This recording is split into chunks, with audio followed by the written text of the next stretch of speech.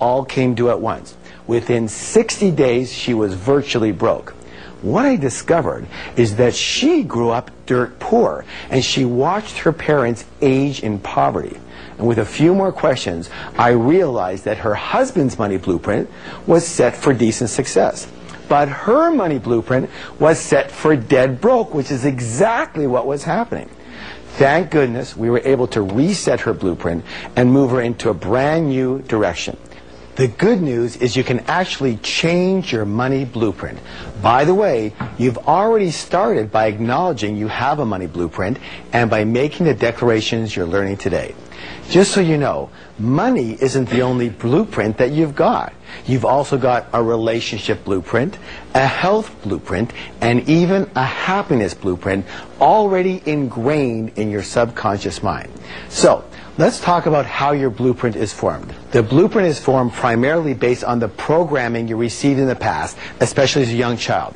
Help me out here. Who are some of the primary sources of this information? Parents, good. Who else? Authority figures, siblings. Who else? Teachers. Yes, teachers, religious leaders, media, culture, friends. Thank you. Take culture. Isn't it true that certain cultures have a certain way of thinking and dealing with money? Yes? Yes. And that other cultures have a completely different way of thinking and dealing with money? Yes? Yes. And let me ask you a question. Does the child come out of the womb doing money that way, or were they taught how to do money? Thank you. The fact is we were all taught how to do money. And the issue is that most of us were taught by people who either didn't have a lot of money or they had a lot of emotional issues around it. And their ways of thinking became our ways of thinking. All right, let's talk about how we're conditioned. 3 primary methods of conditioning. There's verbal programming, there's modeling, and there's specific incidents. Verbal programming. That's all about what did you hear when you were young? What messages did you get? Modeling. That's all about what did you see when you were young?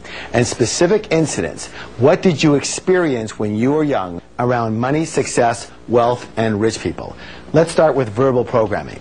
What were the phrases or messages that you heard about money and success and rich people when you were growing up? Raise your hand and let me know if you heard this one. Money is the root of all evil. Excellent. We got one there. Rich people are greedy.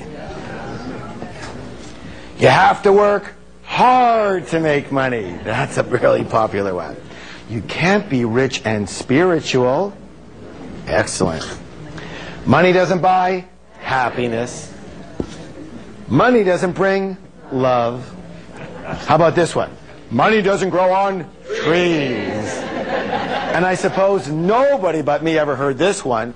We can't afford it. Excellent. Want to hear my father's favorite? Anytime I asked him for anything, he'd snarl at me and go, "Hey, what am I, making money?" I used to joke around with him. I say, "I wish. I'll take an arm, a leg. I'll take a baby finger, Dad."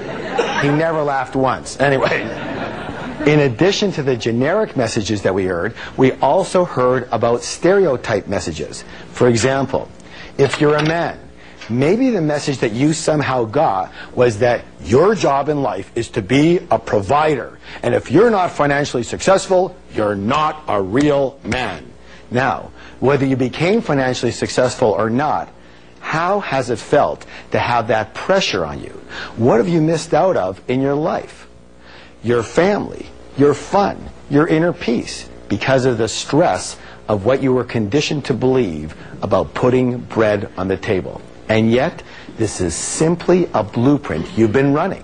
With the lessons you're learning in this program, it can change. In my experience, when you've got money handled, it positively affects every other part of your life. How many of you would agree? Now, excellent.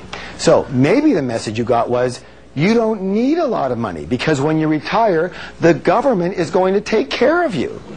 You know what? Let me say this. Maybe that made some sense in the past, but as most of us know, the government is almost bankrupt, and I suspect that it won't be long before the Social Security bin is bankrupt too. Then what are you going to do? Newsflash, trusting your financial life to someone else is not a strategy for wealth. So, here's a wealth step that will help you change your money blueprint. Are you ready? Ready. First, it's important for you to know that all change begins with awareness. Very difficult to change something unless you know that it exists. I want you to take a piece of paper, and I want you to create a T-chart. Let me show you what that's going to look like. A T-chart looks like this.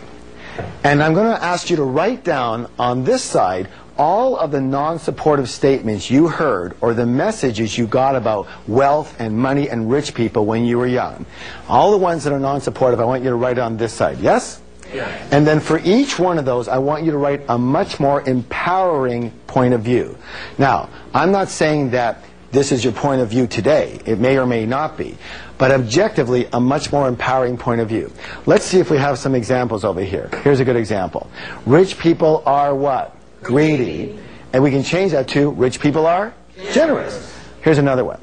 It takes money to make money. Let's change that to it takes creativity to make money. By the way, just so you know, talk about creativity, people go, that's not true. It takes money to make money. Really? How many hundreds? No. Let's make that thousands. No. Let's make that tens of thousands of people have come to this wonderful country, immigrants. They came with nothing. And in a few years, they're fairly rich. Yes or yes? Yes. They didn't have money. They didn't have anything. It takes what? Creativity to make money. And the next one goes, I'm too old to make a change. And we can change that to, I'm never too old to learn. Now, after you do this, what I want you to do is I want you to read the positive statements out loud 3 times each every single day. For how long? Until you're rich. Again, words have power. Words have what? Power. And these declarations will eventually become saturated into the neurological pathways of your mind. And all of a sudden, you will find yourself making new decisions, and with new choices come new results. All right, well, let's talk about modeling. Question. What were your parents or guardians like in the arena of money when you were growing up? Did one or both of them manage money well, or did they mismanage money?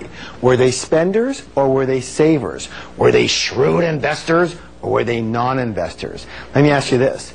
Did money come fairly easily in your household, or was it always a struggle?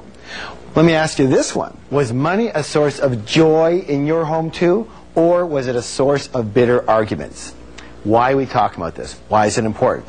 Well, how many of you ever heard the saying, monkey see, monkey do? And of course, humans aren't far behind. So generally, we will tend to be exactly like one or a combination of both of our parents in the arena of money, unless we go exactly the opposite. Now, why would someone go the opposite?